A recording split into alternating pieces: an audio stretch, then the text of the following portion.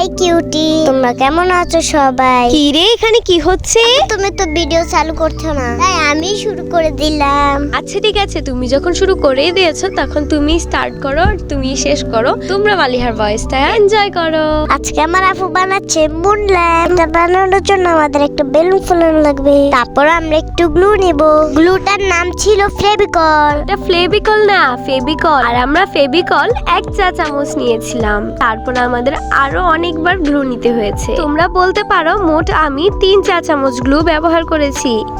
এখন গ্লুটাকে আমার পাতলা করতে হবে, তাই এখানে কিছুটা পানি মিশিয়ে নিচ্ছি। ঠান্ডা লাগার কারণে আমার গলাটা না বসে গিয়েছে, তাই তোমরা আমার আওয়াজ শুনে পালিয়ে যেও না। দেখো, গ্লুটাকে পানির সাথে মিশিয়ে ঠিক এরকম একটা কনসিস্টেন্সিতে নিয়ে আসতে হবে।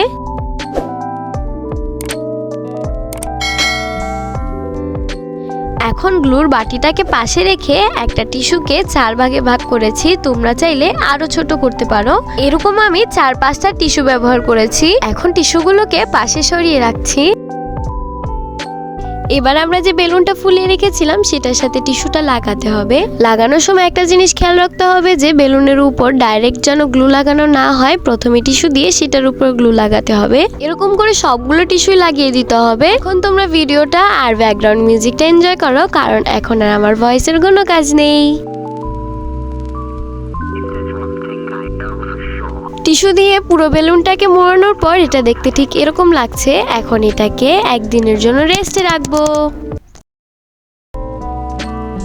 একদিন পর টিস্যুগুলো একদম শুকিয়ে গেছে। তো এখনই হবে সবচেয়ে কঠিন কাজ আমার জন্য, সেটা হলো বেলুন ফাটানো। আমি ছোটবেলা থেকে বেলুন ফাটাতে অনেক ভয় পাই।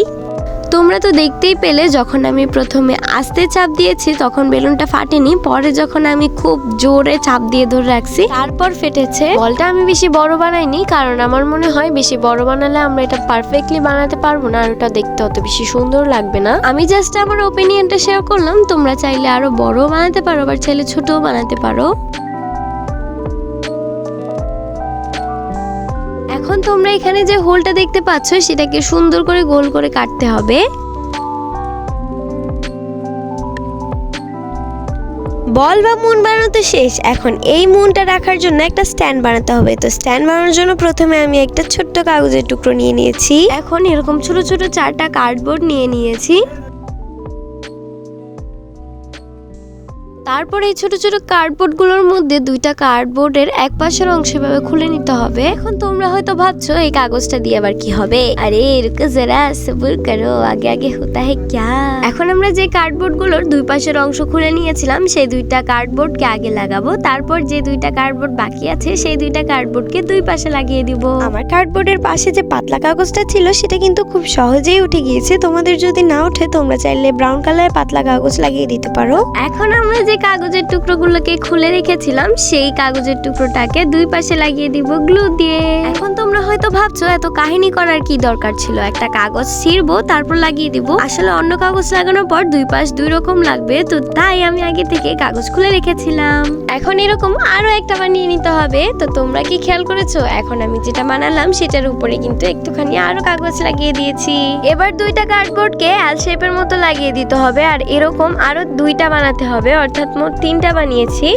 এবার আমি স্ক্রিনে যেভাবে দেখাচ্ছি সেভাবে গ্লু দিয়ে 3টাকে লাগিয়ে দিতে হবে। স্ট্যান্ডটা বানানো হয়ে যাওয়ার পর এটার উপরে আমরা রং করব না, কারণ এই যে কার্ডবোর্ডের কালার থেকে একটা উডেন এফেক্ট আসে, আর আমার এই উডেন এফেক্টটাই লাগবে। হয়ে যাওয়ার পর এটা যেন খুলে না যায় তাই প্রত্যেকটা জয়েন্টে একটু একটু করে গ্লু লাগিয়ে দিচ্ছি। তো এখন এটা শুকানোর জন্য কিছুটা সময় দিতে হবে। তো 10 মিনিট পরে তোমাদের সাথে দেখা হচ্ছে। 10 মিনিট পর গ্লুগুলো একদম শুকিয়ে গিয়েছে। তো এখন আমাদের স্ট্যান্ড রেডি। এবার এখানে আমি একটুখানি ভার্নিশ লাগিয়ে দিচ্ছি। ভার্নিশ যদি না থাকে তোমরা এখানে ফেভিকল গ্লু ব্যবহার করতে পারো। স্ট্যান্ড বানানো শেষ হয়ে যাওয়ার পর এটার উপরে বলটা রেখে দিচ্ছি। তো দেখো আমাদের ল্যাম্প বানানো একদম কমপ্লিট। ল্যাম্পটা জ্বালানোর মতো আমার কাছে কোনো বাল্ব ছিল না, তাই আমি মোবাইলে ফ্ল্যাশ লাইট অন করে সেটার উপর ল্যাম্পটা রেখে দিয়েছি। ল্যাম্পটাকে আমি আমার বেডের পাশে রেখেছি। রাতের বেলা মুন ল্যাম্পটাকে দেখতে মনে হয় আকাশের চাঁদ আমার বেডের পাশে রাখা, তখন এটা দেখতে খুবই সুন্দর লাগে। তোমরা সময় পেলে বাসায় ল্যাম্পটাকে বানাতে পারো, এটা কিন্তু দেখতে খুবই সুন্দর। আশা করি ভিডিওটা ভালো লেগেছে। ভিডিওটা ভালো লাগলে লাইক কমেন্ট শেয়ার করতে ভুলো না। Thanks for watching.